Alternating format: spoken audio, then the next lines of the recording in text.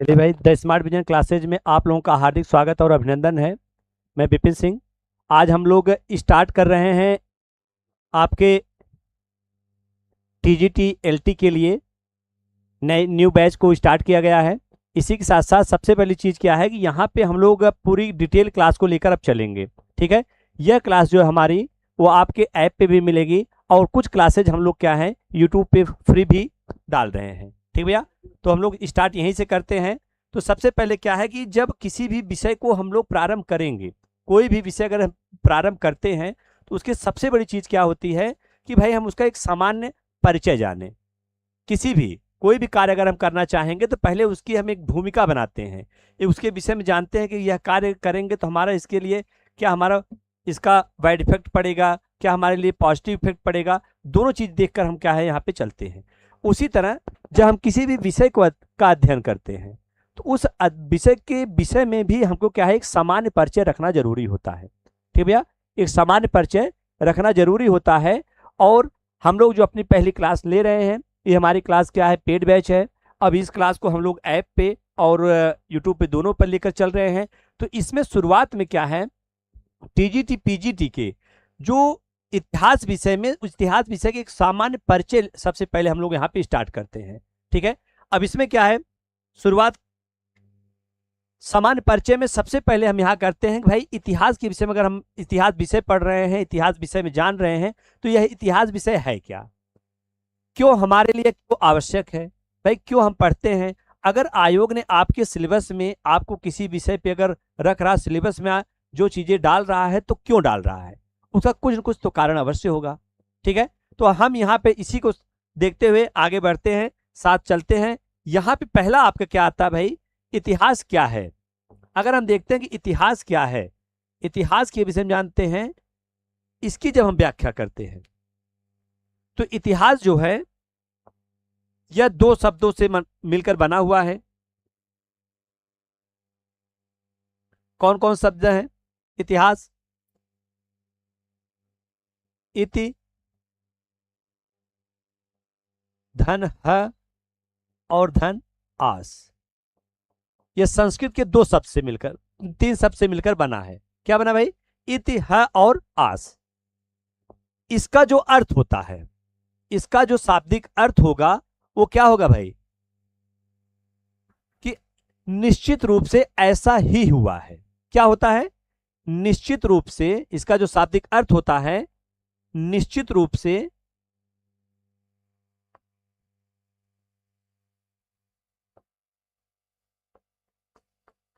निश्चित रूप से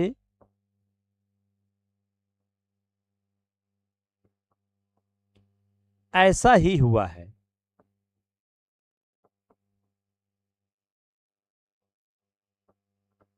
हुआ है। अब बात आती है कि कौन सी घटना क्या निश्चित रूप से हुआ है। इसका मतलब कोई ऐसी घटना जरूर होगी जो निश्चित रूप से हो चुकी होगी। मतलब वो घटना क्या होगी, बीत चुकी होगी।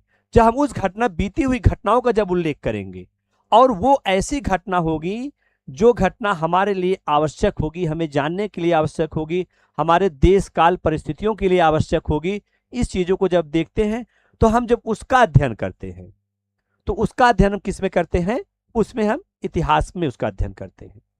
ठीक है, अब बात आती इंग्लिश में। अगर पूछा जाता कभी कभी इंग्लिश में इतिहास को, मतलब इंग्लिश में किस नाम से जानते हैं हम इतिहास को, तो अंग्रेजी में इसको हम क्या कहते हैं, हिस्ट्री के नाम से जानते हैं।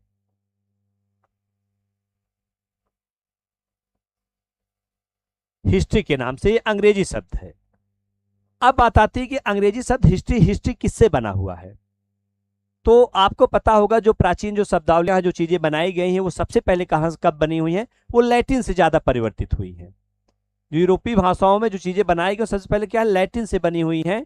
और लैटिन में ये किस भाषा, किससे बनी हुई है, हिस्टोरिया शब्द से बना हुआ है। किससे बना हुआ है, हिस्टोरिया।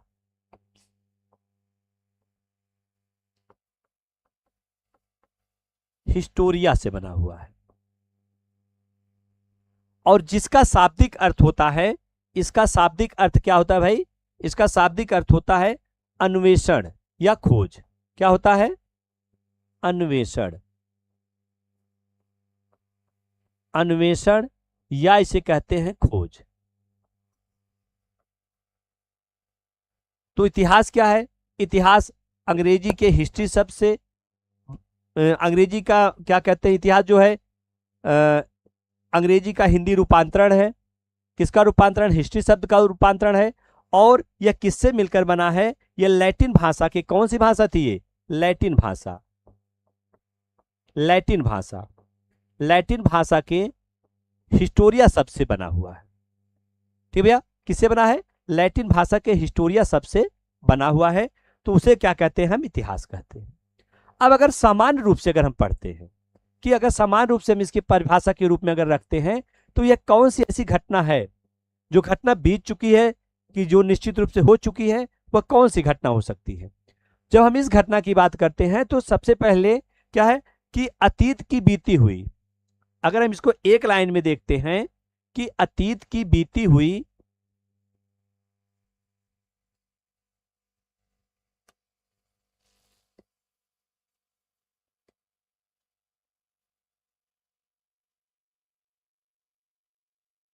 अतीत की बीती हुई घटनाओं का क्रमबद्ध अध्ययन,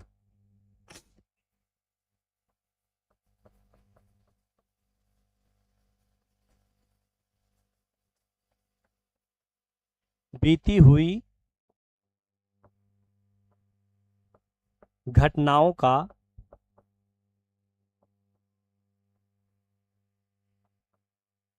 क्रमबद्ध अध्ययन ही इतिहास है।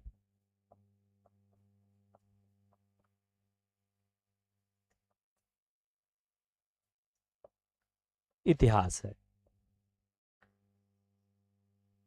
ध्यान रखना है, इसमें क्या है, क्रमबद्धता बहुत जरूरी है।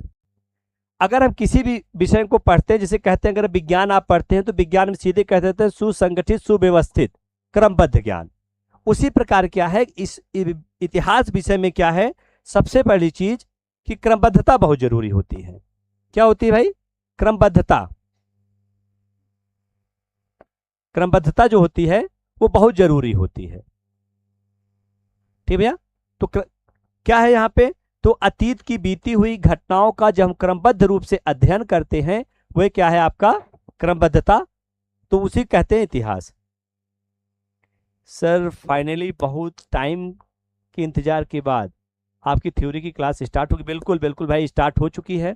ठीक है, अब ये क्लास हमारी अभी तो यूट्यूब पे भी चला रहे हैं, उसके बाद फिर क्या ऐप पे ही केवल आपको उपलब्ध मिलेगी। ठीक भैया, क्लियर हुआ? तो यहाँ पे क्या है कि इतिहास का सामान्य परिचय हो, इतिहास क्या है। अब आगे देखते हैं आगे क्या और घटनाएं हो सकती हैं। बात आती है अगर इतिहास को एक विषय के रूप में लाने का श्रेय किसे जाता है? इतिहास को एक विषय के रूप में लाने का श्रेय किसे जाता है, यह प्रश्न पूछा जाता है। तो इतिहास को एक विषय के रूप में लाने का श्रेय हेरोडोटस को जाता है। किसे जाता है भाई? हेरोडोटस। तो इतिहास के जनक की अगर हम बात करते हैं तो इतिहास के जनक कौन है? इतिहास के जनक हेरोडोटस है।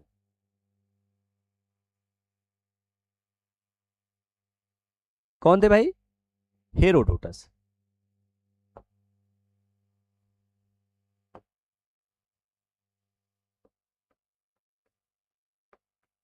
हेरोडोट्स। अब प्रश्न पूछा जाता है कि भाई हेरोडोट, देखिए दिया है the father of history Herodotus. Herodotus ये उनका चित्र है भाई। ठीक है, तो इतिहास के जो जनक माने गए किसे माना गया? हेरोडोट्स। अब पूछा जाएगा ये कहाँ के हैं, प्रश्न आपका ये भी पूछा जाता है कि इतिहास के जो जनक हेरोडोट्स है वो कहाँ के हैं। अगर ये प्रश्न उठता है तो हेरोडोट्स कहाँ के थे? ये भाई एक यूनानी थे, यूनानी। और इनका जो समय था 5वीं शताब्दी ईसा पूर्व,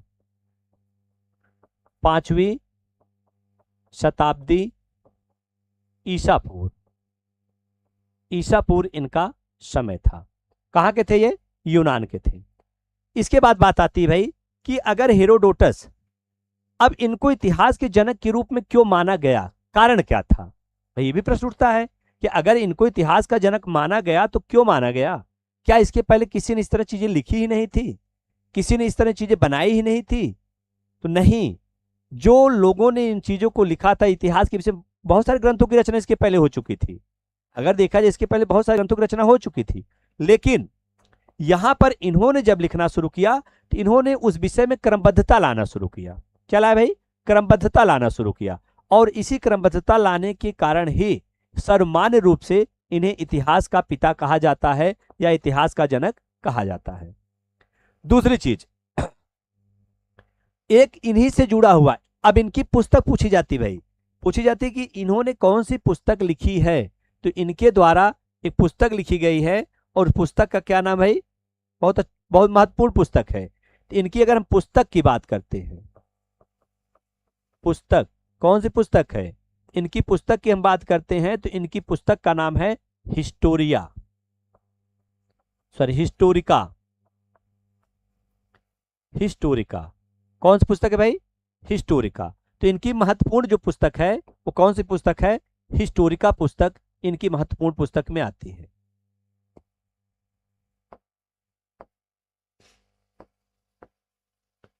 कौन सी है भाई? हिस्टोरिका।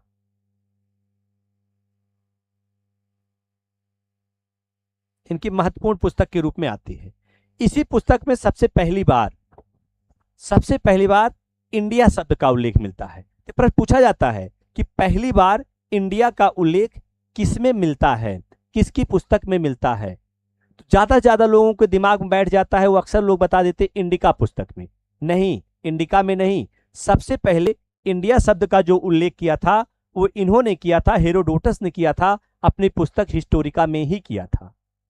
ठीक भैया, अपनी पुस्तक हिस्टोरिका में ही किया था। तो ये आप लोगों की जानकारी के लिए मैं बता दूं, ये आपकी थ्योरी की क्लास स्टार्ट हो चुकी है।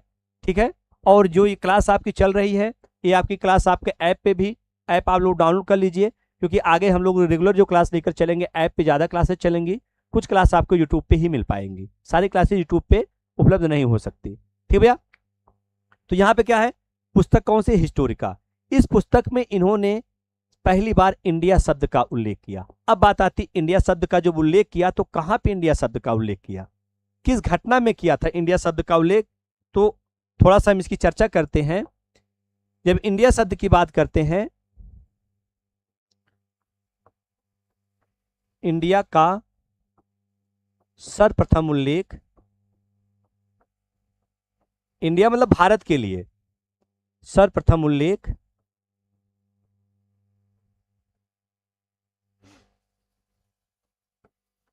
हेरोडोट्स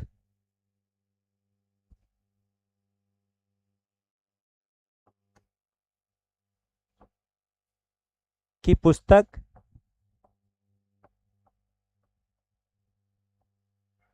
हेरोडोट्स की पुस्तक हिस्टोरिका में ही मिलता है।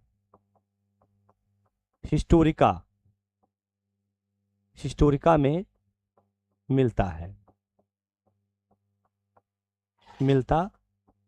है, ठीक है।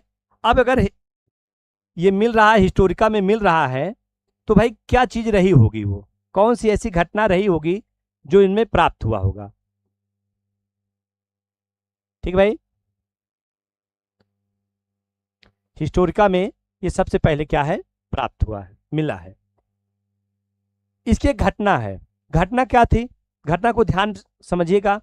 इसी पुस्तक में उल्लेख मिलता है, किसमें? इसी आपके हिस्टोरिका पुस्तक में, इसी हिस्टोरिका में ये उल्लेख मिलता है। इसी हिस्टोरिका में उल्लेख ये मिलता है कि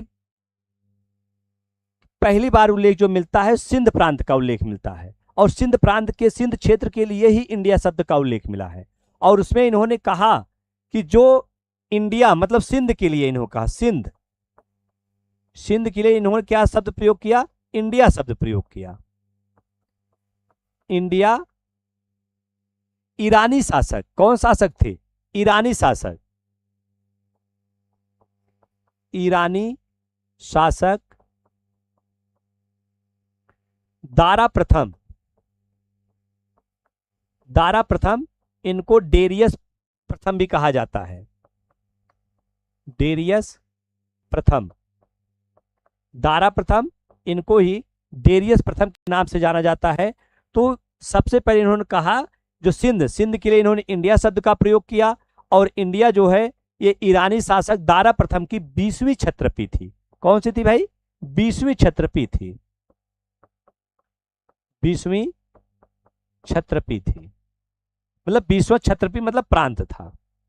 और यहां से बहुत सारा टैलेंट, टैलेंट मतलब उस समय वहां की मुद्रा के रूप में जैसे सोने का सिक्का होता था, टैलेंट जो है वो किसको प्राप्त होता था? दारा को प्राप्त होता था। ये उल्लेख किसने किया है? हेरोडोटस ने अपनी पुस्तक में किया है, हेरोडोटस ने अपनी पुस्तक इंडिका में किया है। तो एक चीज आपको यहाँ पे और क्लियर हो जानी चाहिए कि भाई इंडिया शब्द का सबसे पहले उपयोग किसने किया? तो आपको पता है भारत को इंडिया नाम देने का श्रेय किसे जाता है? यूनानियों को जाता है। हम एक वीडियो क्लास और बनाएंगे भारत के नामकरण को, भारत जितने भी नामकरण हुए, जितने भी भारत के नाम, भारत को जितने भी नामों से जाना जाता है, हम उसकी भी क्या करेंगे, एक क्लास बना के एक चर्चा करके पूरा आपको बताएंगे। क्योंकि भाई आगे हमको पढ़ना भारत के ही इतिहास को पढ़ना है। तो जब हमारे सिलेबस में भारत का इतिहास है तो कम से कम हम अपने देश के विषय में, अपने देश के नामों को तो जान सकते हैं, भाई नाम कहाँ से आए। ठीक है, हम इसकी चर्चा यहाँ उसके बाद करते हैं। तो यहाँ पे क्या है? 20वीं क्षत्रपी। दूसरा जो इंडिया का उल्लेख मिलता है, इंडिया का दूसरी बार जब उल्लेख मिलता है वो किसमें मिलता है? मेगास्थनीज की पुस्तक इंडिका में मिलता है। किसमें मिलता है? मेगास्थनीज की पुस्तक इंडिका में मिलता है, दूसरी बार इसका उल्लेख।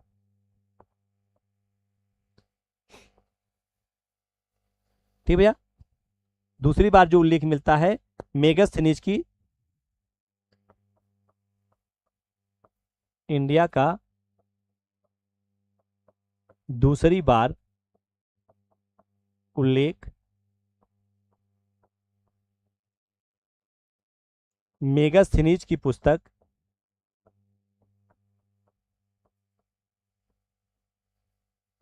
कौन सी पुस्तक थी भाई?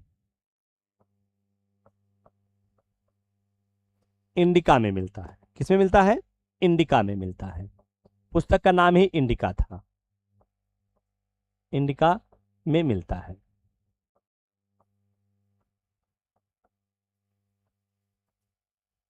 ठीक भैया, दूसरी बार जो मिलता है किसमें मिलता है? इंडिका में ही मिलता है। बिल्कुल बिल्कुल जितेंद्र कुमार जी, इंडिका में ही मिलता है। तो पहली बार हिस्टोरिका में मिलता है और दूसरी बार जो इंडिया शब्द का उल्लेख मिलता है वो किसमें मिलता है? इंडिका में मिलता है। क्लियर? ठीक है, तो ये हो गया। थोड़ा सा क्या है कि भाई उस हेरोडोटस को इतिहास का पिता कहा जाता, तो हेरोडोटस का भारत से क्या, भारत का क्या, कहां पर उन्होंने उल्लेख किया था? ठीक है, तो भारत के उल्लेख जो उन्होंने किया था वो दारा प्रथम से जोड़कर किया था। क्लियर? चलिए अगला आगे देखते हैं, आगे क्या आता है। अब बात आती है अगर इतिहास, तो इतिहास की कुछ परिभाषाएं भी दी गई थी, कुछ प्रमुख इतिहास की परिभाषाएं हैं। पहले क्या है भाई? इतिहास क्या है? इतिहास क्या है आपने जाना कि अतीत की बीती हुई घटनाओं का क्रमबद्ध अध्ययन करना ही इतिहास है। इतिहास इति धन आस, धन है, धन आस से बना हुआ है, जिसका अर्थ होता है, क्या होता है भाई इसका अर्थ? इसका अर्थ होता है ऐसा निश्चित रूप से हुआ है। ठीक है, दूसरी चीज, अब इसके बाद बात आती है कि इतिहास के कुछ विद्वानों ने अपने अपने अनुसार परिभाषा दिया था, उसको परिभाषित किया था। अक्सर कभी कभी एग्जाम में ये भी आ जाता है। बाकी मान लीजिए इस तरह प्रश्न तो ज्यादा आएंगे आपके असिस्टेंट प्रोफेसर इन सब पे ज्यादा पूछे जाते हैं, लेकिन कुछ जानकारी के लिए कुछ चीजें अगर मान लीजिए पूछी भी जा रही है तो उतना हम लोग कवर कर सकते हैं। एक सामान्य जानकारी के लिए हमको जानना जरूरी है कि इतिहास की जो परिभाषा थी कुछ लोगों ने उसको अलग अलग तरीके से दिया था। तो क्या दिया था भाई? अगर हम बात करते हैं इतिहास की प्रमुख परिभाषा की बात करते हैं, ठीक है। अब परिभाषा है क्या?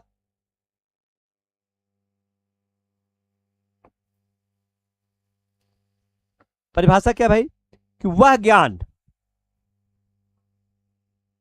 ज्ञान जो हमें सीमित,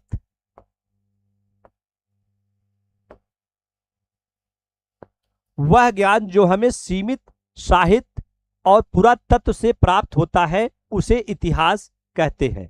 यह सामान्य परिभाषा के रूप में इसको रखी गई। वह साहित्य, वह ज्ञान जो हमें सीमित साहित्य और पुरातत्व से प्राप्त होता है उसे हम इतिहास कहते हैं। आगे जब हम पढ़ेंगे इतिहास जानने के स्रोत में तो हम इन सब चीज का उल्लेख करेंगे कि भाई जो कुछ साहित्य है, साहित्य के माध्यम से इतिहास के विषय में जानकारी हुई। उसके बाद क्या है?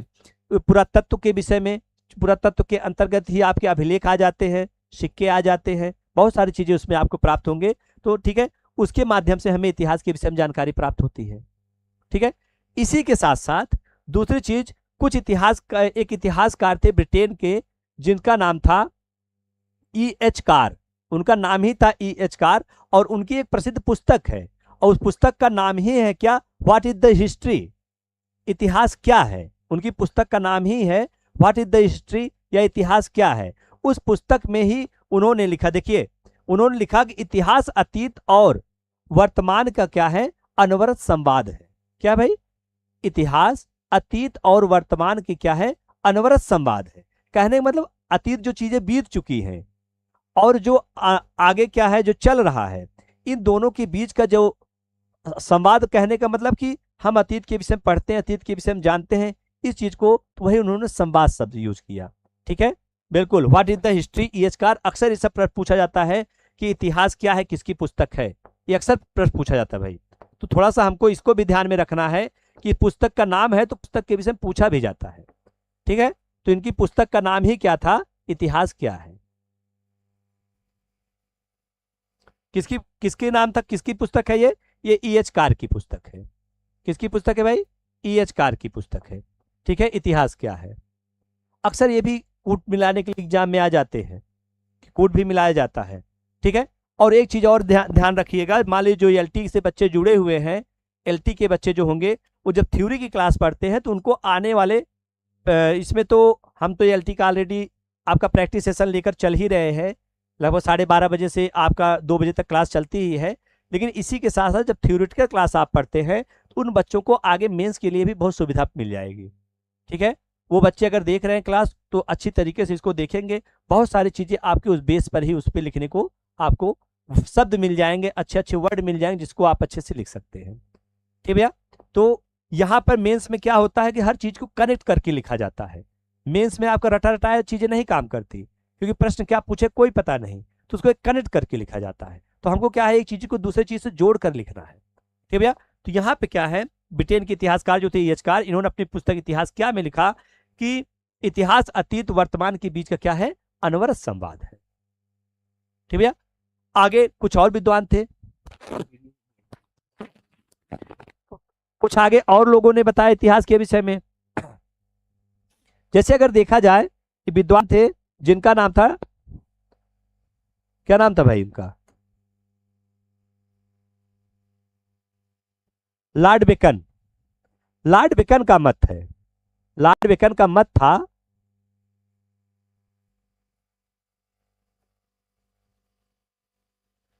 कि इतिहास जो है, क्या मत है भाई इनका,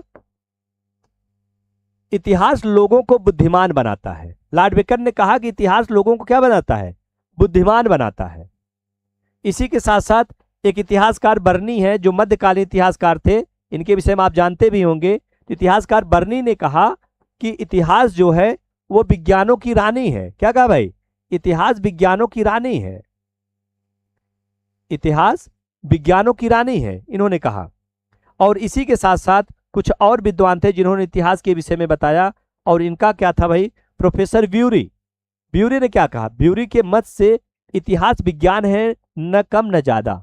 ये सब उनके अनुसार अपनी अपनी क्या है व्याख्याएं हैं, अपनी अपनी परिभाषाएं हैं।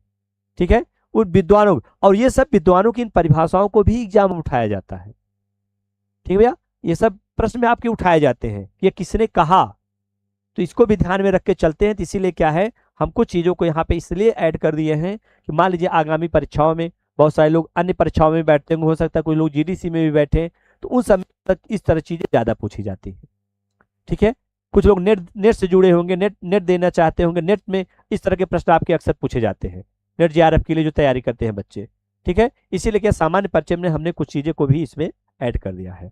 और उसी के साथ साथ एक विद्वान है ट्रेवेलियर, इन्होंने कहा कि इतिहास के विषय में इनका क्या मत था, इनका मत था कि इतिहास जो है अपने आप को आंशिक रूप से दोहराता है। कहने का मतलब किसी व्यक्ति का कहीं पर भी किसी देश में इतिहास, किसी देश का इतिहास होगा, कुछ न कुछ क्या है आंशिक रूप से दोहराएगा जरूर। ये चीजें किसका मानना था, ये मानना था ट्रेवेलियर के अनुसार, या इनका मानना था कि इतिहास अपने आप को आंशिक रूप से क्या है दोहराता है। ठीक भैया, एक विद्वान थे, राजनीतिज्ञ भी थे, राजनीति के विद्वान भी थे ये, और इनका ये मानना था कि इतिहास जो है इनका ये मानना था इतिहास सिले थे। सिले का मानना था कि इतिहास विगत की राजनीति है, इतिहास और राजनीति को एक दूसरे से जोड़ कर देखते थे। विगत की मतलब जो बीती हुई राजनीति है वही क्या हो गई, आज का इतिहास हो गया। जैसे अगर हम बात करते हैं कि हमारे देश की जो भी घटनाएं घटी हुई होंगी आजादी के बाद, आजादी के, तो आजादी के प्राप्त करने के लिए जो हमारे देश के महान लोगों के द्वारा जो कार्य किए गए थे उस समय एक राजनीति के रूप में रखा गया, लेकिन बाद में आज वही क्या हो गया, एक इतिहास के रूप में परिवर्तित हो गया। ठीक भैया, तो यहाँ पे क्या है, वो इनका मत था, सिले का मत था इतिहास विगत की राजनीति है। क्लियर हुआ भैया? चलिए अगला प्रश्न देखते हैं। अब सॉरी आगे देखते हैं, इसके आगे कुछ और कथन है, कुछ कथन है, उन कथनों को हम लोग देखते हैं जल्दी जल्दी, उसके आगे फिर बढ़ा जाता है। कार्ल आर पॉपर का कहना था कि इतिहास का कोई लक्ष्य नहीं होता। इनका मानना था कि इतिहास का कोई लक्ष्य नहीं होता। अब भाई लक्ष्य नहीं होता अतः उसका कोई अर्थ नहीं होता। तो कहने का मतलब अगर आप उनकी आलोचना में देखते हैं, जी Rajiv Singham ji good evening, good evening, good evening भैया। ठीक है, इतिहास का कोई लक्ष्य नहीं होता अतः उसका कोई अर्थ नहीं होता। अगर हम इतिहास की आलोचना की बात करते हैं तो आलोचक के रूप में कार्ल आर पॉपर का नाम आता है। कार्ल आर पॉपर ने बताया कि भाई इतिहास का कोई लक्ष्य नहीं होता। उन्होंने आगे यह भी लिखा, इतिहास विज्ञान नहीं क्या है, अपितु कला है। इतिहास विज्ञान नहीं है, वह क्या है, कला है। ये कहना किसका था? देखिए ये सब कथन है, कथन को वो उन्हीं के अनुसार हम बात करेंगे, उसमें हम और आप अपना नया नहीं जोड़ सकते भाई। ठीक है, हम उन्हीं के अनुसार ही कथन की बात कर सकते हैं। ठीक, तो यहाँ पे उन्होंने लिखा कि इतिहास विज्ञान नहीं अपितु कला है। और इसी के साथ साथ आपको पता होगा एक विद्वान और थे जिसका नाम था, जो किसके समकालीन थे, अकबर के समकालीन थे। इनका मानना था, उनका नाम था अबुल फजल। इन्होंने इतिहास के विषय में माना कि एक चिकित्सालय है जहां लोग अपने दुख और उदासी का इलाज करवाते हैं। ये किसके समय के थे? ये थे अकबर के समकालीन थे। और इनका क्या मानना था कि इतिहास एक चिकित्सालय है जहां लोग क्या है, अपने दुख और उदासी का इलाज करवाते हैं।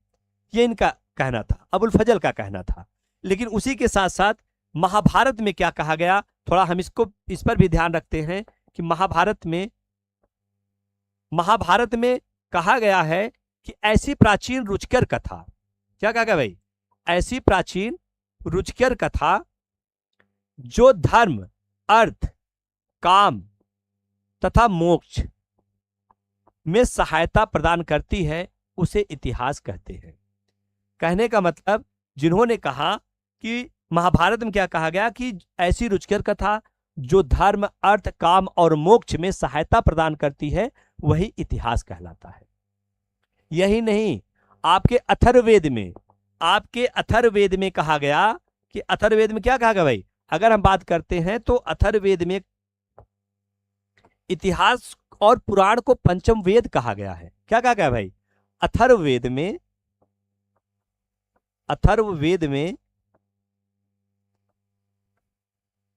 इतिहास और पुराण को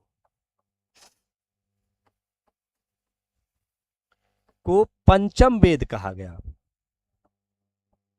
पंचम वेद कहा गया भाई, पंचम वेद कहा गया। क्या कहा गया भाई, पंचम वेद कहा गया है। और पहली बार भारतीय साहित्य में इतिहास का जो उल्लेख मिलता है वो अथर्ववेद में ही मिलता है।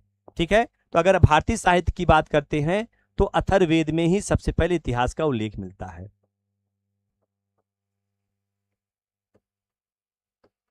इतिहास का उल्लेख मिलता है,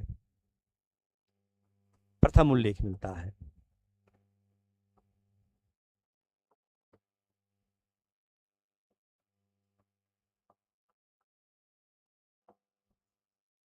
ठीक भैया, ध्यान में रखना है कि पहली बार कहां पे मिलता है, अगर ये कभी पूछा जाए तो कहां पे मिलता है भाई, ये पंचम वेद कहा गया। कहां पे, सॉरी, पंचम वेद कहा गया, किसे कहा गया भाई, इतिहास और पुराण को कहा गया। और सबसे पहली बार जो उल्लेख मिलता है वो अथर्ववेद में ही इतिहास का उल्लेख मिलता भाई। क्लियर हुआ? ये होगा थोड़ा इतिहास की कुछ परिभाषा इतिहास के क्या कहते, इतिहास क्या है, सामान्य जानकारी, इतिहास की परिभाषा क्या है, इतिहास के जनक कौन है, इन सबसे संबंधित कुछ जो आपके प्रश्न बनते हैं आपके एग्जाम में, वो सामान्य परिचय के रूप में यहाँ पे हम लोगों ने उसका डिस्कस कर लिया। ठीक है, इसके बाद की बात आती है जब हम इतिहास का वर्गीकरण करते हैं, इतिहास का हम विभाजन करते हैं, तो हम इतिहास के विभाजन को कैसे करते हैं, किस प्रकार से कर सकते हैं, जब हम इसकी बात करते हैं। ठीक है, तो वर्गीकरण की अगर हम बात करते हैं तो इतिहास का जब हम वर्गीकरण करते हैं तो उसके काल के आधार पर करते हैं, समय के आधार पर, पीरियड के आधार पर करते हैं। तो उसको 3 भागों में डिवाइड करते हैं। कौन कौन से हैं? ऐतिहासिक काल, आद्य ऐतिहासिक काल, सॉरी प्रागैतिहासिक काल, आद्य ऐतिहासिक काल और ऐतिहासिक काल। और क्या है? ऐतिहासिक काल के अंतर्गत हम इनको डिवाइड करते हैं। अब ये बात आती है कि ऐतिहासिक काल है क्या? इसको हम इंग्लिश में बोलते हैं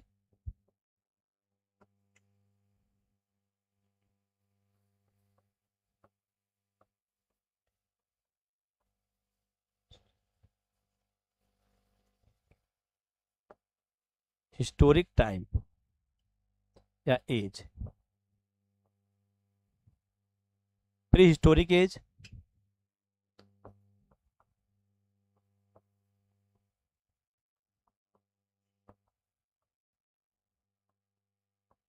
proto historic age,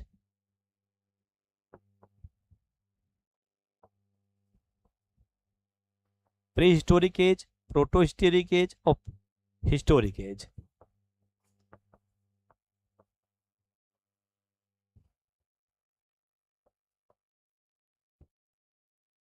historic age, तो हम इतिहास को क्या करते हैं?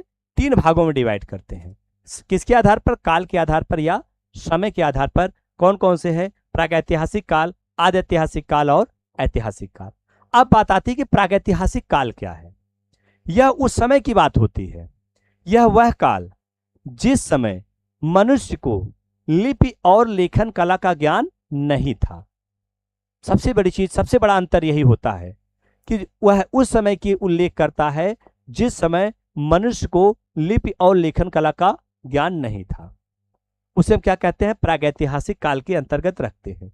जब हम पाषाण काल का अध्ययन करते हैं तो पाषाण काल जो है उदाहरण के रूप में इसी के अंतर्गत आता है। ठीक भैया। दूसरी चीज, जब हम आद्य ऐतिहासिक काल की बात करते हैं, आद्य ऐतिहासिक काल के अंतर्गत तो हम किसका अध्ययन करते हैं?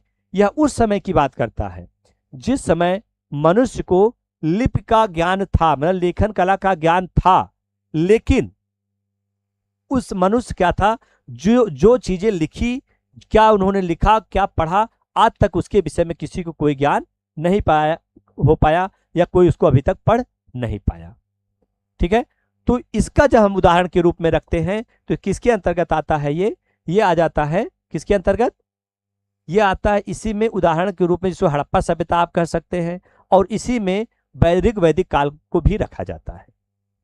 ठीक है, और ऐतिहासिक काल के अंतर्गत हम उन घटनाओं का अध्ययन करते हैं जिस समय मनुष्य को लिखने पढ़ने का ज्ञान भी था और उन्होंने क्या लिखा, क्या चीजें पढ़ा गया, आज वो उपलब्ध भी हैं और वो पढ़ी भी जा सकी। जैसे अशोक के स्तंभ में जो ब्राह्मी लिपि में लिखा गया, जेम्स प्रिंसप ने सबसे पहले उसको पढ़ा, जेम्स प्रिंसप ने सबसे पहले उसको पढ़ा। वो चीजें क्या है आपको यहाँ पे ऐतिहासिक काल में मिलती है। अब इसी चीज को देखिए, कुछ बच्चों का ये रहता है भाई कि सर हमको क्या है पूरा लिखा मिल जाए नोट्स में, तो हम लोगों ने क्या किया, कुछ प्रयास ये किया गया, कुछ पीपीटी के माध्यम से आपको क्या सारे मैटर ऐड भी हो जाए। ठीक है, तो यहाँ पे क्या है, अब इसी चीज को हम अलग अलग कर देख लेते हैं। अब जब हम इसको देखते हैं तो इसमें सबसे पहली चीज क्या क्या रहा भाई?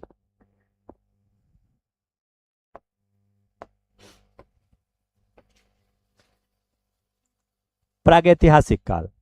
अगर हम प्रागैतिहासिक काल की बात करते हैं, इस प्रागैतिहासिक काल के अंतर्गत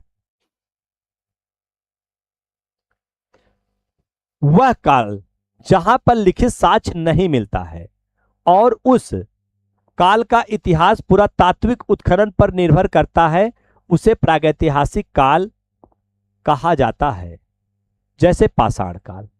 ठीक भाई, यह उस समय की बात करता है, यह उस काल की बात करता है, यह उस समय की बात करता है जिसका क्या है, लिखित साक्ष्य नहीं मिलता। वही चीज हमने बताया कि लेखन कला का ज्ञान भी नहीं था। अर्थात हम कह सकते हैं यह उस समय की बात कर रहा है कि यह जो समय था निरक्षर समाजों का इतिहास था। कैसा समाजों का इतिहास था भाई? निरक्षर समाजों का इतिहास था। निरक्षर समाजों का इतिहास।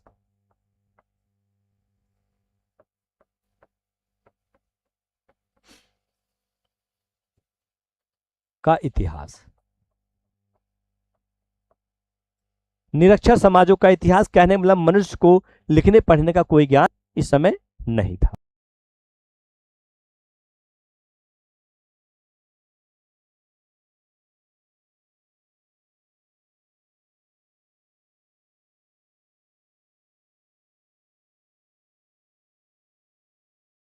आदि ऐतिहासिक काल क्या था भाई? अगर हम आदि ऐतिहासिक काल को जोड़ते हैं तो आदि ऐतिहासिक काल के अंतर्गत, आदि ऐतिहासिक काल के अंतर्गत वह समय, जिस समय मनुष्य को, यह वह समय है जिस समय, जिस काल में मनुष्य को लेखन कला का साक्ष्य प्राप्त हुआ, लेखन कला का साक्ष्य प्राप्त हुआ परंतु उसे पढ़ा नहीं गया, उस काल को आदि ऐतिहासिक काल कहा जाता है। मतलब यह उस समय की बात है जिस समय मनुष्य को लेखन कला का ज्ञान था परंतु उसे पढ़ा नहीं गया।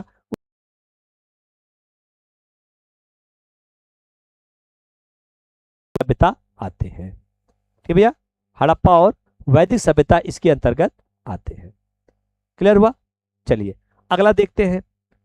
हम बात करते हैं ऐतिहासिक काल की। अगर जब हम ऐतिहासिक काल की बात करते हैं इसके अंतर्गत कौन सी चीजें आती हैं? यह उस समय की बात करता है, यह उस काल की बात करता है कि जिस समय, जिस काल में लेखन कला का साक्ष्य प्राप्त होता है और पढ़ा भी गया है। मतलब तब से लेकर जब से लोगों को इतिहास के विषय में जानकारी हुई तब से लेकर आज तक जो भी चीज घटनाएं घटी चल रही हैं उन सबको हम इतिहास के अंतर्गत जोड़ते हैं। ये तो हो गया क्या है, वर्गीकरण किसके आधार पर? ये हो गया काल के आधार पर वर्गीकरण। लेकिन जब हम भारतीय इतिहास की बात करते हैं, हम क्योंकि हमारे सिलेबस में भारत का इतिहास है, और जब हम भारतीय इतिहास की बात करते हैं तो भारतीय इतिहास को सबसे पहले जो विभाजित किया था, रोहित कुमार सिंह, गुड इवनिंग भैया। तो सबसे पहले जिसने विभाजित किया था, जब हम उसकी बात करते हैं तो वहां पर एक व्यक्ति का नाम आता है और उसका नाम है क्या? उपयुक्ततावादी विचारक बेंथम थे, उनके शिष्य के रूप में जाने जाते हैं और उनका नाम है जेम्स मिल। जेम्स मिल बेंथम के शिष्य थे, जेम्स मिल। उनकी एक पुस्तक है और उस पुस्तक का क्या नाम है भाई? उनकी बहुत प्रसिद्ध पुस्तक है और इस पुस्तक का नाम है हिस्ट्री ऑफ,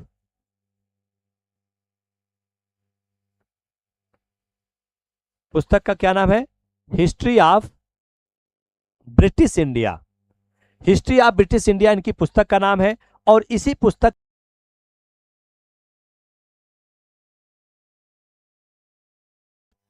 इसी पुस्तक में इन्होंने पहली बार क्या था, भारत के विषय में, भारत के काल के आधार पर उन्होंने भारत के इतिहास का विभाजन किया था। अब भारत के काल के आधार पर भारत का विभाजन किया था, कैसे किया था? अब इसको किसने लिखा था भाई? जेम्स मिल ने। अब एक चीज और ध्यान रखिएगा, इसको प्रकाशित कब किया गया था? यह प्रकाशित जो हुई, यह पुस्तक 1817 ईस्वी में प्रकाशित हुई। ये प्रश्न, ये इस पुस्तक के विषय में प्रश्न आपके टीजीटी 2021 में पूछा गया प्रश्न है कि जेम्स मिल की पुस्तक ब्रिटिश ऑफ इंडिया किस समय प्रकाशित हुई थी? प्रश्न यही है। तो उसका प्रकाशन 1817 ईस्वी में हुआ था भाई। ध्यान रखना है, परिचय से भी आपका प्रश्न उठ रहा है, जो आप समान परिचय पढ़ रहे हो वहां से भी प्रश्न उठ रहा है, ठीक है। तो 1817 में प्रकाशित हुई थी और इसमें भी इन्होंने इसको 3 भागों में डिवाइड किया। कौन कौन से भाग थे? 3 भाग, 3 भागों में इन्होंने डिवाइड किया और उन्होंने बताया किस आधार पे?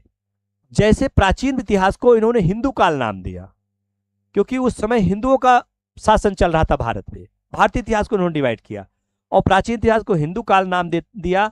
उसी के साथ साथ उसी तरह जब मुस्लिम काल आक्रमण होता है मुस्लिमों का भारत पर और मुस्लिम साम्राज्य स्थापित होता है तो उसको इन्होंने उसी डेट के, उसी समय के आधार पर मुस्लिम काल नाम दिया। और लास्ट में उन्होंने फिर एक और नाम दिया, आधुनिक काल नाम दिया। क्योंकि अगर देखा जाए 1817 के कुछ ही समय बाद इनकी मृत्यु हो जाती है, तो उन्होंने वहीं तक इन्होंने उसकी पुस्तक के विषय में उल्लेख किया। ठीक है, जैसे आज हम लोग पढ़ते हैं आधुनिक भारत एवं राष्ट्रीय आंदोलन, तो एवं राष्ट्रीय आंदोलन तक ये जिंदा ही नहीं थे, तो लिखेंगे क्या भाई? राष्ट्रीय आंदोलन तक ये जिंदा ही नहीं थे तो लिखेंगे क्या भाई? ठीक है, तो यहां पर इन्होंने क्या, इनकी पुस्तक जो प्रकाशित हुई 1817 ईस्वी में प्रकाशित हुई थी। ठीक, अब इसको जब डिवाइड किया था किसका आधार पर किया था? तो इन्होंने जो डिवाइडेशन किया था हिंदू काल की बात किया था। अब हिंदू काल क्या है? इसका मतलब अभी हमने बताया जो प्राचीन इतिहास की बात हुई वही हिंदू काल हो गया। ठीक है,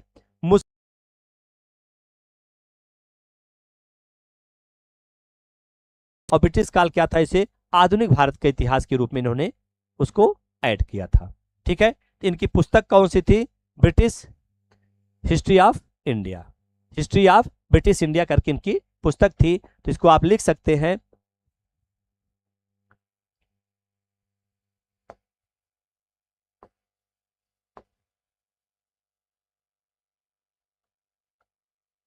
हिस्ट्री ऑफ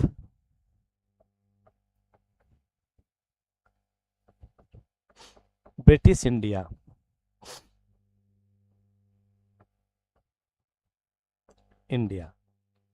प्रकाशित कब हुई थी? 1817 ईस्वी में।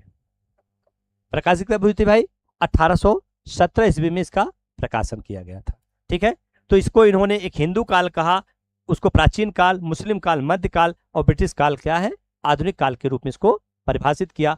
इस प्रकार उन्होंने भारत के इतिहास का विभाजन किया। इसी के साथ साथ एक और नाम आता है जो एक नाम थे थॉमसन नाम थे। उन्होंने कोपेनहेगन, डेनमार्क के कोपेनहेगन सामग्री के आधार पर भारत के इतिहास को 3 भागों में उन्होंने भी डिवाइड किया। अब उन्होंने क्या डिवाइड किया, हम उसकी बात करते हैं। उन्होंने जो डिवाइड किया,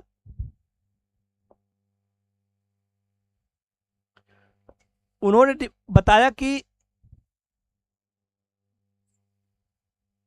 जो उनका डिवाइडेशन था, उन्होंने जो बांटा, उनका मेन बांटने का क्या उद्देश्य था?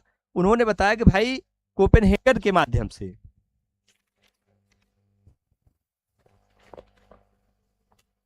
प्रोफेसर थॉमसन नाम है, प्रोफेसर थॉमसन ने कोपेनहेगन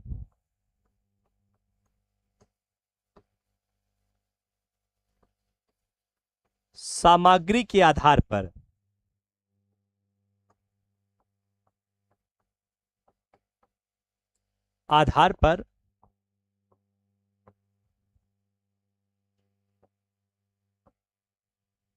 भारत के इतिहास को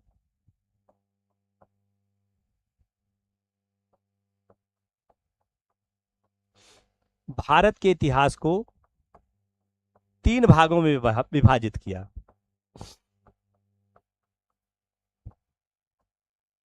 3 भागों में विभाजित किया था।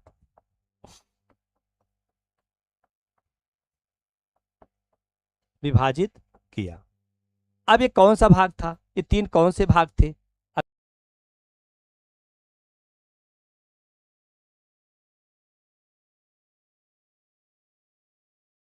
इन्होंने भी इसका विभाजन किया। ठीक भैया, अब कौन कौन से 3 भाग थे?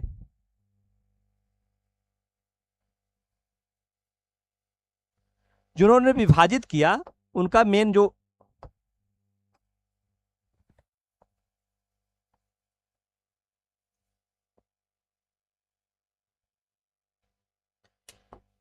पहला इन्होंने बताया कि काल के जब उसमें किसके आधार पर? कोपेनहेगन सामग्री के आधार पर। कोपेनहेगन कहाँ पे स्थित है? डेनमार्क में स्थित है। और इसी के आधार पर सबसे पहले इन्होंने बताया कि पाषाण काल नाम दिया। जो प्राचीन काल को इन्होंने एक विभाजन इनके अनुसार था, पाषाण काल नाम था। क्या था भाई? पाषाण काल। दूसरा नाम इन्होंने दिया, दूसरी बात इन्होंने कांस्य काल दिया, जिसको आप सिंधु सभ्यता में पढ़ते हैं, तो कांस्य काल नाम दिया, कांस्य काल। और एक और बताया लौह काल। ये पूछा जाता है प्रश्न, ये कई बार पूछा गया भी प्रश्न है कि कोपेनहेगन सामग्री के आधार पर किसने भारत के प्राचीन इतिहास का विभाजन किया है? किसने विभाजन किया है? तो थॉमसन ने किया है। किस आधार पर? कोपेनहेगन सामग्री के आधार पर किया है। और इसमें कौन कौन सा काल था? पाषाण काल था, कांस्य काल था और लौह काल था। ठीक है, 3 भागों में इन्होंने इसको क्या किया है? विभाजित किया है। 3 भागों में इसको क्या है? इन्होंने डिवाइड किया है। क्लियर भैया? यहां तक बातें समझ में आई? हम सामान्य परिचय की बात कर रहे हैं। पहली क्लास आज हम लोग स्टार्ट किए हैं, तो क्लास आपके ऐप पे भी रहेगी, मिलेगी। क्लास आपकी क्या है, यूट्यूब पे आज हम यूट्यूब पे भी दिए, लेकिन ज़्यादा से ज़्यादा क्लास आपको ऐप पे मिलेंगी। ठीक है, और हम लोग क्या है, आगामी जो परीक्षा है हिस्ट्री विषय के लिए, तो टीजीटी, एलटी, चाहे जो भी सबके लिए क्या है, हम लोग इतिहास विषय के साथ यहाँ पे उपस्थित हुए हैं। ठीक है, उस चीज़ का हम लोग क्या करते हैं, आज पहला क्लास है, डेमो क्लास है। डेमो क्लास आपकी क्या है, फ्री रहेगी यूट्यूब पे, लेकिन इसके बाद क्या है, क्लास आपकी किस पे मिलेगी? ऐप पे मिलेगी। जो विद्यार्थी इच्छुक होंगे उस पे ऐप पे जाके इस क्लास को परचेज कर सकते हैं। सर ये क्लास रोज होगी या सिर्फ आज ही है? भाई देखिए, ऐप की क्लास इस तरह क्लास, हमारी जो क्लास रहेगी वो डेली चलेगी प्रैक्टिस बैच की एलटी के लिए। ये क्लास हमारी कुछ दिन यूट्यूब पे रहेगी, कुछ दिन आपकी, कुछ दिन क्या है, ऐप पे रहेगी, अल्टरनेट चलेगी। तो जो इच्छुक अभ्यर्थी है वो क्लास क्या करते हैं, जाके आपके ऐप पे आप परचेज कर सकते हैं। मैं अभी सब बता दूंगा भाई, रोहित कुमार जी, सब कुछ अब मैं अभी बता देता हूँ। ठीक है, थोड़ा हम लोग फिर पहले मैटर को आप जुड़े रहिए, बने रहिए। क्लास के लास्ट में हम सारी चीज आपको एक्सप्लेन कर देंगे, सब कुछ आपको बता देंगे। बहुत नहीं है, आप लोगों को देखते हुए बहुत कम कर दिया गया है भाई, महंगाई को देखते हुए हमने भी प्रयास किया कि सब कम कर दिया जाए प्राइस इसकी। ठीक है, चलिए बात करते हैं। अगर आपने प्राइस की बात किया ही है तो देख लेते हैं, जो हमारी संस्था के द्वारा इसको रखा गया है। प्राइस आपकी देखिए मात्र 1400 रुपये रखी जाएगी। मात्र पूरे कोर्स की आपकी कम से कम 1.5 से 2 साल का आपका ड्यूरेशन रहेगा। और पूरे इतिहास सब्जेक्ट के आपके टीजीटी एलटी के लिए आपकी प्राइस क्या है, वो पूरा मात्र 1400 रुपये है। लेकिन इसी के साथ अगर आप हमारा कोर्स परचेज कर रहे हैं और विपिन 10 नाम से अगर आप कोई ये ले रहे हैं, इसमें क्या है, आपको 10% डिस्काउंट भी मिल जाएगा। तो हमारा ये था कि भाई आप पहली बार मगर हम आप लोगों से जुड़ रहे हैं, ठीक है, तो हमारा ये प्रयास था कि इस कोर्स को हम क्या करेंगे, आप अपनी तरफ से कुछ छूट लोगों बच्चों को देंगे, जो बच्चे इच्छुक होंगे। क्योंकि हमारे पास भी बात आएगी, सर कुछ कम कर दीजिए, कुछ बढ़ा दीजिए, कुछ कम घटाने बढ़ाने तो नहीं, कम करने की बात आती है। इस चीज़ को लेते हुए हम क्या करेंगे, तो आप इसीलिए हमने एक कोड बनवाया है कि विपिन 10 डाल देंगे तो आपको क्या होगा, 10% आपको डिस्काउंट मिल जाएगा। ठीक है, बाकी और आपके पहले तो ये निर्धारित हुआ था संस्था की तरफ से 3500, हमने ऑलरेडी कहा कि नहीं भाई कम कर दीजिए, क्योंकि भाई बच्चे किसी तरह फीस देते हैं, किसी तरह जुड़ते हैं। ठीक है, देखिए 17 जनवरी के पेपर का जो रहेगा वो तो भाई हम उसको थ्योरी नहीं पूरा कर सकते, उसके लिए हम आपका प्रैक्टिस सेशन डेली लेकर चल रहे हैं। वो practice session free of cost YouTube पे चल रही है, और यूट्यूब पे जो प्रैक्टिस सेशन आपका 12:30 से 1-2 के बीच में डेली चल रही है। ठीक है, क्योंकि अब समय नहीं है कि हम लोग क्या है पूरी क्लास को डिटेल पढ़ा सके। तो आगामी जो परीक्षाएं हैं उनको देखते हुए, जो आने वाली संभावित परीक्षाएं हैं उनको देखते हुए इसको हमने शुरू किया। चलिए फिलहाल आइए चलते हैं, हम लोग देखते हैं थोड़ा सा जहां से हम लोग छोड़े थे उसकी आगे बात करते हैं। ये तो हो गए कुछ। अब दूसरी चीज क्या है, कुछ हम सिलेबस की बात करते हैं। जैसे जो इच्छुक जो अभ्यर्थी हैं, कुछ नए अभ्यर्थी जुड़े, कुछ लोगों का सिलेबस पता रहता, कुछ लोग नहीं पता रहता, तो हम क्या करेंगे, उस सिलेबस को भी आपको थोड़ा सा चर्चा करते हुए आगे बढ़ते कि हमको पढ़ना क्या है।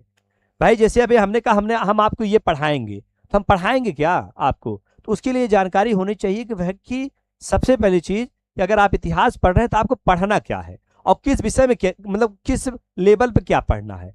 भाई प्रवक्ता में क्या पढ़ना है, एलटी और या टीजीटी के लिए कितना पढ़ना है, जीडीसी के लिए गवर्नमेंट डिग्री कॉलेज ने किस चीज को और ज्यादा पढ़ना है। तो कुछ चीजें कॉमन होंगी कि और कुछ न कुछ परिवर्तन आपके हर उस पे आपको अलग से मिलेंगे। ठीक है, प्रवक्ता में कुछ एक्स्ट्रा जुड़ जाते हैं। आप जब हायर के लिए, डिग्री कॉलेज सब के लिए जुड़ेंगे, जीडीसी के लिए थोड़ा और भी एक्स्ट्रा जुड़ जाएंगे। ठीक है, इस चीज को देखते हुए क्या है, थोड़ा सा हम सिलेबस भी चर्चा कर देते हैं, और ये सिलेबस आपके दिमाग बना रहेगा, और इसी सिलेबस के आधार पर क्या है हम आगे आपकी क्लास लेते रहेंगे। ठीक भैया, तो पहले क्या है, प्रागैतिहासिक इतिहास की प्रमुख विशेषताएं। तो पहले ये आयोग के द्वारा, हाँ एक चीज ध्यान रखिएगा, जिस सिलेबस को हम डिस्कशन कर रहे हैं वो डिस्कशन किसके अकॉर्डिंग है, आयोग के द्वारा ही दिया गया सिलेबस है।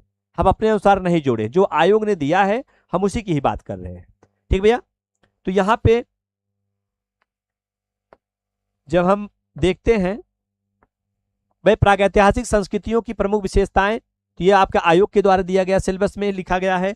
उसमें क्या सिंधु घाटी की सभ्यता की प्रमुख विशेषताएं हैं, और उसमें क्या है नगर नियोजन है, हड़प्पा, मोहनजोदड़ो, उसके बाद क्या है उसमें प्रस्तर मूर्तियों, मृणमयी मूर्तियों, इन सब का क्या है हम लोग क्या उल्लेख करेंगे। हाँ, एक चीज मैं कहूंगा, एलटी से जो बच्चे जुड़े हुए हैं, एलटी वाले हैं, वो बच्चे क्या है, ठीक है आपका अभी आप प्रैक्टिस पे ज्यादा फोकस करिए, उस पर ज्यादा फोकस करिए, लेकिन अगर आपको इस क्लास को देख रहे हैं तो आप मेंस के लिए बहुत सारी चीजें आपको मिल जाएंगी, क्योंकि एलटी के बाद हम लोग जब एग्जाम होने के बाद फिर हम लोग एक मेंस की भी क्रैश कोर्स टाइप का, जब तक एग्जाम ना हो जाए तब तक के लिए बैच चलाएंगे। उसमें हमारा रिटन प्रैक्टिस होगा, लिखित हम लोग प्रैक्टिस कराएंगे, ठीक है, उसमें ऑब्जेक्टिव नहीं रहेगी। तो ये जो चीज रहेगी, ये चीज आपका वहां पे बहुत काम करेगा, क्योंकि ऑलरेडी हम हर चीज एक्सप्लेन करके लेकर चलेंगे। ठीक भैया, ऑलरेडी हम इसको एक्सप्लेन करके वहां पर लेके चलेंगे। देखिए भाई, एलटी जो है ये आपका गवर्नमेंट डिग्री कॉलेज के जो 9 और 10 की परीक्षाओं के पढ़ाने के लिए टीचर की नियुक्ति होती है। ठीक है, बाकी ये जिस प्रकार माध्यमिक होती है, मतलब 9 और 10 तक ही पढ़ाया जाता है। ठीक है, आगे देखते हैं इसमें पूर्व वैदिक कालीन राजनीतिक अवस्था, समाज, अर्थव्यवस्था एवं धर्म, उत्तर वैदिक कालीन, इन सबके जो परिवर्तन हुए थे इसका भी क्या है यहाँ पे उल्लेख किया जाएगा। फिर जैन धर्म, बौद्ध धर्म, वैष्णव धर्म एवं शैव धर्म की प्रमुख विशेषताओं का भी आपको, मतलब हम लोग जैन धर्म, बौद्ध धर्म, इसका भी डिटेल रूप से आपका अध्ययन करेंगे। ठीक भैया, आप एमपी, बिल्कुल आप एमपी से कहीं से हैं। इतिहास देखिए, हमने पहले बताया था मनीषा जी, एक बार आप जुड़ी थी, हमने तभी बता दिया था कि आप इतिहास अगर पढ़ रही हैं तो साल लगभग सिलेबस सारा वही रहता है, बस कुछ प्रदेश का कुछ चीजें एक्स्ट्रा हो जाती है, स्पेशल आ जाती है। ठीक है, जैसे एमपी से तो एमपी स्पेशल अलग से आपको पढ़ना पड़ेगा, बाकी सारी घटनाएं आपको ऑलरेडी पढ़नी पड़ेगी। अगर आप इच्छुक है तो आप इसको जरूर जुड़िए, और जुड़ने के बाद क्या है, जब हम लोग एमपी से संबंधित उठाएंगे तो उसमें आपको ऑलरेडी जोड़ दिया जाएगा और सारी चीजें उसमें ऐड कर दिया जाएगा।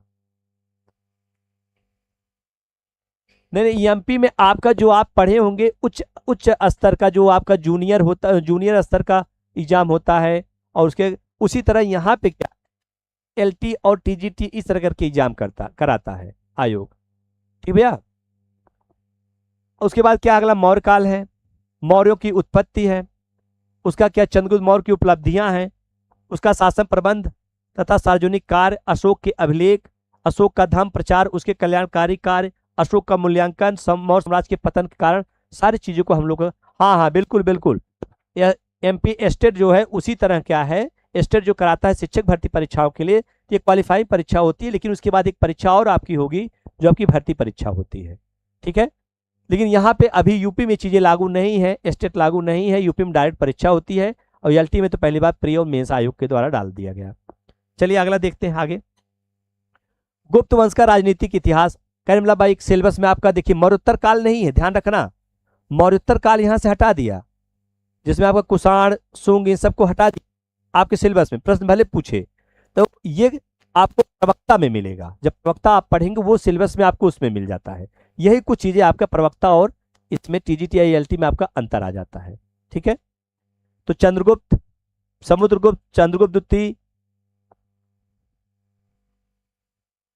चंद्रगुप्त द्वितीय, कुमारगुप्त प्रथम, स्कंदगुप्त, हूण आक्रमण तथा उसका प्रभाव, गुप्त साम्राज्य के पतन के कारण, ये सब चीजें जो क्या है आपके सिलेबस के अंतर्गत रखी गई हैं। फटाफट हम लोग ज्यादा समय नहीं लेते हुए चोल काल की बात करते हैं। यहाँ पे चोल काल आपके सिलेबस में है, और जब सिलेबस में है तो भाई स्वाभाविक सी बात है प्रश्न आपका यहाँ से उठेगा जरूर। ठीक है जब सिलेबस में दिया गया है तो प्रश्न जरूर उठेगा। चोल काल के अंतर्गत राजराज की प्रथम उपलब्धियां, राजेंद्र चोल प्रथम की उपलब्धियां, स्वायत्त स्थानीय स्वशासन चोल कालों की सबसे महत्वपूर्ण विशेषता थी चोलों की, उसके चोलकालीन कला एवं संस्कृति। ठीक है, इसको आपको पढ़ना है, अच्छे से पढ़ना है, अच्छे स्तर के यहाँ से प्रश्न उठते हैं। विदेशी आक्रमण का उल्लेख आपको मिलता है, विदेशी आक्रमण की बात करते हैं तो यहाँ पे जो मध्यकाल जहाँ से शुरू होता है, कहने का मतलब अरबों का आक्रमण, गजनी का आक्रमण, महमूद गजनवी का, मोहम्मद गोरी का तथा उसका आक्रमण तथा उसका प्रभाव, सारे सिलेबस आपके क्या है टीजीटी और एलटी के अंतर्गत आते हैं। अगर ये चीज आप पढ़ रहे हैं, किसी भी परीक्षा में बैठ रहे हैं, वो सब परीक्षा के लिए कॉमन चीजें होती हैं। ठीक है, इसी के साथ साथ दिल्ली सल्तनत तथा राजनीतिक प्रशासनिक इतिहास, कुतुबुद्दीन ऐबक, इल्तुतमिश, बलबन, अलाउद्दीन खिलजी, मोहम्मद बिन तुगलक, फिरोज शाह तुगलक, तैमूर आक्रमण, सैयद एवं लोदी, सारी चीजें क्या है आपको यहाँ पे पढ़नी ही है भाई। मुगल वंश के विषय में, सारे मुगल साम्राज्य के विषय में, सारे मुगल शासकों का भी अध्ययन आपको करना है, सब कुछ आपको यहाँ पे मिलेगा। तो कहने वाले यही हमारा सिलेबस रहेगा। हम इसी सिलेबस के अकॉर्डिंग आपको लेकर चलेंगे, इसी सिलेबस के अकॉर्डिंग आगे बढ़ेंगे, क्योंकि आयोग के द्वारा सिलेबस है और इसी सिलेबस को लेकर हम अध्ययन भी करेंगे। तो मध्यकालीन संस्कृति, धार्मिक नीति, सूफीवाद देखिए आपका, सूफीवाद, भक्ति आंदोलन, कला, स्थापत्य, साहित्य, सबकी बात की गई है। ठीक है। उसके बाद देखिए ईस्ट इंडिया कंपनी का विस्तार, मतलब यहाँ पे यूरोपीय कंपनियों का आगमन का भी उल्लेख मिलता है। उसके बाद भारत में आधुनिक कृषि उद्योग धंधे, आधुनिक कृषि और उद्योग धंधे की बात होती है। व्यापार, आधुनिक शिक्षा का विस्तार था, संवैधानिक विकास, सब आपके सिलेबस में भाई दिया है। बहुत अच्छा सिलेबस दे दिया है आपका, क्या मतलब सब कुछ कवर करना है। 1857 के विद्रोह के कारण स्वरूप परिणाम, 19वीं शताब्दी में भारतीय पुनर्जागरण तथा सामाजिक और धार्मिक आंदोलन, ये भी आपका इसमें है। राष्ट्रीय आंदोलन की बात करते हैं, असहयोग आंदोलन, सविनय अवज्ञा आंदोलन, भारत छोड़ो आंदोलन। ठीक है। और इसी के साथ साथ आपका राष्ट्रीय आंदोलन, महात्मा गांधी, तिलक, गोखले, सुभाष, इन सब की भूमिका क्या है, इन सबको हम लोग डिटेल से पढ़ेंगे, अच्छे से पढ़ेंगे। और स्वतंत्रता की प्राप्ति, कृषि मिशन से माउंटबेटन योजना तक की बात की गई है। इसी के साथ साथ स्वतंत्रता के बाद भारत, स्वतंत्रता के बाद का भारत का भी अध्ययन हम लोगों को करना है। कहने वाला जो रियासतों का एकीकरण हुआ था, इन सबके सरदार पटेल की क्या भूमिका थी, ये सब आपके सिलेबस के अंतर्गत आपके इसमें ऐड होते हैं। ठीक भैया। तो टोटल क्या है, हम लोगों ने जो अध्ययन किया, आपको पता है पूरा सिलेबस से पहले हमारा क्या था, हम लोग एक क्लास को लेकर स्टार्ट कर दिए हैं। आपकी क्लास, आपकी बैच स्टार्ट हो चुकी है। और उस बैच का नाम क्या है, तो उस बैच का एक प्रतिष्ठा नाम से क्या है, प्रतिष्ठा नाम हमने इसलिए रखा क्योंकि भाई सबके जीवन में क्या है, नौकरी लेना एक प्रतिष्ठा की बात हो जाती है। ठीक है। और इसीलिए हमारा जो बैच का नाम रखना भी था वो प्रतिष्ठा बैच इसीलिए रखा गया कि हमको जॉब लेनी है, लेना है, अपने जीवन को सेव करना है, और सेव करके भी भाई आगे की जो प्रोसेस है, परिवार को अपने देखना है, परिवार को पालना है, ये सारी चीजें हमारी आपकी जिम्मेदारी बनती है। और इसीलिए क्या है, हम अपने बैच को क्या किए, प्रतिष्ठा नाम ही इसी में डाल दिया गया। ठीक है। दूसरी चीज यहाँ पे देखिए, हमने बताया कि आज ये हमारी डेमो क्लास है। कुछ क्लास आपको यूट्यूब पे मिलेगी, लेकिन ज्यादा उसके बाद जो क्लास रहेंगी आपको परचेज करनी होगी। और वो क्लास आपको कहाँ मिलेगी, वो आपको हमारे ऐप पे मिलेगी। इसके लिए क्या है, आप ऐप को डाउनलोड कर लीजिए। द स्मार्ट विजन क्लासेज नाम से हमारा ऐप है, उस ऐप को डाउनलोड कर लीजिए। और उसके बाद क्या है, उस ऐप पे आप जाएंगे, अपने आप सारी चीजें आपको वहाँ पे प्रोसेस मिल जाएगा। उस प्रोसेस करते रहेंगे, अपने आप आपका कोर्स परचेज हो जाएगा। लास्ट में अगर इसकी आपको लिंक चाहिए, इसका आपका पूरा वीडियो चाहिए, सारी चीजें आपका पीडीएफ अगर इसको चाहिए, इसकी चाहिए, तो हम पहले हमारे जो एक द स्मार्ट विजन क्लासेस करके आपका टेलीग्राम चैनल है, उस टेलीग्राम चैनल को क्या आप लोड करके उससे आप जुड़ सकते हैं। सारी पीडीएफ आपको उस पर मिल जाएंगी। इसके लिए क्या है, हमारे अगर कोई आपको समस्या हो रही है तो आप इस नंबर पे संपर्क कर लीजिए, और इस नंबर पे संपर्क करके बात कर लीजिए, उससे आपको सारी चीजें क्लियर हो जाएंगी। ठीक भैया। और दूसरी चीज, जो प्रवक्ता की बैच हमारी रहेगी, उसकी फीस मात्र 1800 रुपये रखी गई है। और इस फीस में क्या है, उसमें भी अगर आप जब आप परचेज करेंगे, हमारे कोड का उपयोग कर देंगे, बिपिन 10 कर देंगे, नाम डाल देंगे, तो ऑलरेडी क्या है आपका उसमें कंसेशन हो जाएगा। ठीक भैया। तो ऑलरेडी उसमें कुछ कंसेशन हो जाएगा। ठीक है। आज की क्लास यहीं तक, इसके बाद हम लोग फिर मिलते हैं, फिर अपने नए बैच, अपने नए क्लास पे मिलते हैं। फिर हम डेली हमारी जो प्रैक्टिस सेशन की क्लास है, आपको मैं फिर बता दे रहा हूँ, प्रैक्टिस सेशन की क्लास आपको डेली मिलेगी। कब मिलती है, 12:30 बजे से 2 बजे के बीच में डेली आपको मिलेगी। और ये जो क्लास है, ये आपको कभी ऐप पे मिलेगी, कभी यूट्यूब पे। हम अल्टरनेट आपको यूट्यूब और ऐप पे देते हुए चलेंगे। ठीक है। ठीक भैया। चलिए आज यहीं तक, अपना ख्याल रखिए, मस्त रहिए, खूब जम के पढ़िए। फिर मिलते हैं फिर हम अगले सेशन पे। ठीक भैया। आप लोगों को बहुत बहुत धन्यवाद। शुभ रात्रि।